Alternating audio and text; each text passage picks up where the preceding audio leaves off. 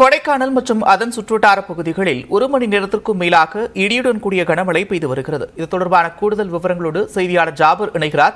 ஜாபர், விவரங்கள். நிச்சயமாக திண்டுக்கல் மாவட்டம் கொடைக்கானல் மலைப்பகுதிகளில் காலை முதலே மிதமான வெப்பம் நிலவி வந்த நிலையில் பிற்பகல் வேளையில் வானில் கருமேகங்கள் சூழ்ந்து சுமார் 1 மணி நேரத்திற்கும் மேலாக இடியுடன் கூடிய கனமழையாக பெய்து வருகிறது.